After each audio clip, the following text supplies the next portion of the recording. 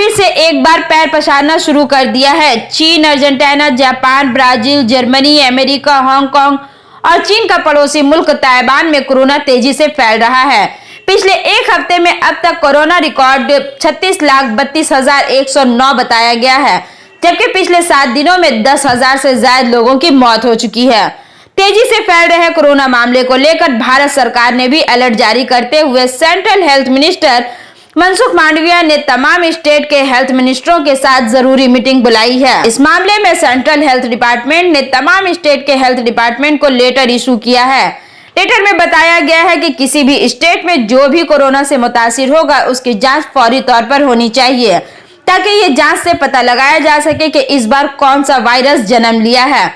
आपको बता दें, पिछले एक हफ्ते में चीन में 10,55,578 लोग कोरोना से मुतासिर हुए हैं, जबकि दक्षिण कोरिया में 6,60,766, फ्रांस में 3,84,184, ब्राजील में 2,84,200, अमेरिका में 2,72,075 केसेस, जबकि जर्मनी में 2,23,227, हांगकांग में 1,08,577, चीन के पड़ोसी मुल्क ताइवान में 1,60,381 केसेस बताए गए हैं।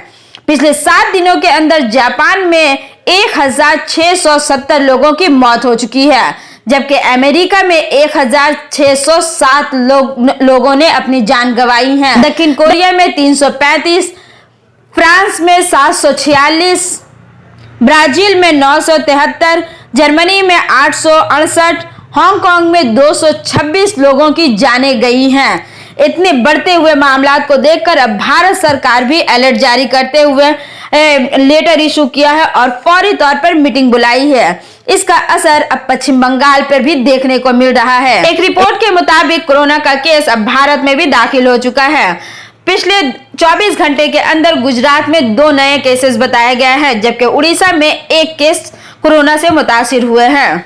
Central health minister Mansukh Mandaviya ने ट्वीट करते हुए लिखा है कि दुनिया के कई ममालिक में तेजी से बढ़ रहे कोरोना मामले को देखते हुए अफसरान और माहिरीन के साथ एक रिव्यू मीटिंग हुई है। कोरोना अभी तक खत्म नहीं हुआ है। मैंने सभी को हिदायत दी है कि अलर्ट पर रहें और सर्वेलेंस को लगातार बढ़ाने का काम करें। हम किसी भी हालत से निपटने के लिए पूरी तरह तैयार हैं। वहीं सेंट्रल हेल्थ मिनिस्टर ने कहा है कि 5 रियासतों में कोरोना तेजी से फैल रहा है।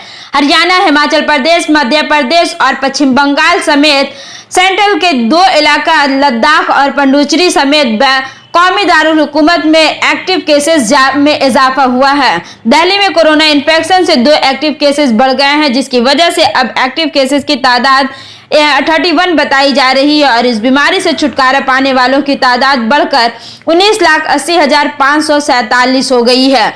रियासत में मरने वालों की तादाद 26,519, जबकि केरला में 12 एक्टिव केसेस की कमी के बावजूद इसमें अब भी सबसे ज्यादा फाल केस यानी 1,436 केसेस बताया गया है। कोरोना वबा से सेहतयाब होने वालों की तादाद 67,54,759 बताई गई है और मरने वालों की तादाद 71,540 है। वहीं इस मामले में नीति आयोग के रुकन वीके पॉल ने बताया है कि सिर्फ 27 और 28% लोगों ने ही वैक्सीन ली है। हम दीगर लोगों से खसूसन गुजारिश करते हैं कि वो वैक्सीन का खुराक जरूर लें, क्योंकि वैक्सीन सभी के लिए लाजमी हो गया है।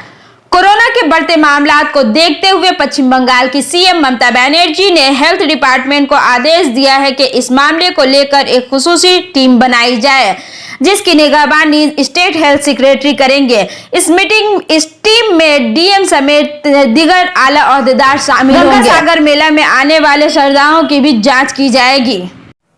আমাদের হেলথ ডিপার্টমেন্টকে একটু খবর রাখতে বলবো। আবার অ্যালার্ট দিয়েছে ম্যাম। চায়নায় যেভাবে হচ্ছে স্প্রেড হচ্ছে, চায়না, জাপান এসব জায়গায় হচ্ছে। হ্যাঁ, দেখে নাও একটু। South Korea. আর বিশেষ করে এই ডিজিজটা যারা বোঝে, ওই আমাদের যারা আছে যোগী সহ এদের সবাইকে নিয়ে একটা টিম করে ওদের বলো একটা টিম সেট আপ করো। মৈত্রী আছে, যোগী আছে, ওদিকে ঢালি আছে, ওদিকে মণিশঙ্কর আছে, মেডিকেলের কাউকে নাও। এইভাবে করে একটা ভালো করে একটা টিম তৈরি করো। ডিএমইকেও রাখো এবং হেলথ সেক্রেটারি লিড করবে এই টিমটাকে।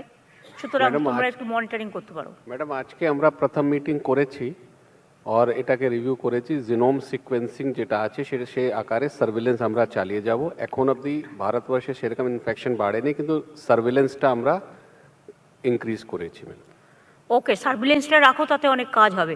ডেঙ্গুটা কমে গেছে তো? ইয়েস ম্যাডাম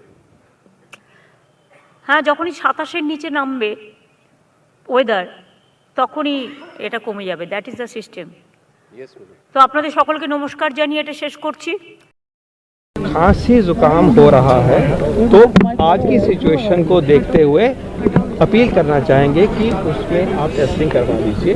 हो सकता है और 90% चांस है कि शायद ये नॉन कोविड होगा, लेकिन अगर हमने अर्ली डिटेक्शन करनी है तो तभी करेंगे, कोई टेस्ट करवाएंगे। तो एक अपील भी है और सिस्टम भी इसको प्रोत्साहित करेगा कि टेस्टिंग हो, टेस्टिंग बढ़ेगी तो हमारा फुटप्रिंट ज़्यादा होता है, प्रॉब्लम जो है वो डिटेक्ट होगी, उस वायरस का आइसोलेशन होगा, उस वायरस का जीनोम होगा, तो हमें पूरी ताकत मिलेगी और हमें समझ रहे कि हम किस तरफ।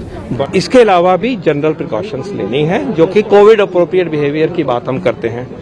उसकी एडवाइजरी अभी भी हम क्या कहते हैं कि अगर हम क्राउडेड प्लेस में हैं, चाहे बाहर, जैसे मैं अब क्राउडिंग में आ गया हूं तो मुझे मास्क लगाना है, अंदर भी अगर क्राउडिंग है तो वहां भी हमने मास्क लगाना है। Those with comorbidities, those with a particular age, senior citizen, उनके लिए ये और भी ज़रूरी है। और ये हमें अपनी नॉर्मल लाइफ को लीड करते हुए, नॉर्मल काम करते हुए इनका ये प्रिकॉशन हमें लेनी है ताकि हम अपने आप को भी बचाएं और जो ट्रांसमिशन होती है वायरस की उसकी चेन भी, जो भी चल रहा है, जितना भी चल रहा है, वो ट्रांसमिशन की चेन रुकने में हम सबको मदद, क्योंकि ये decision with regard to any change in the aviation guidelines as of now.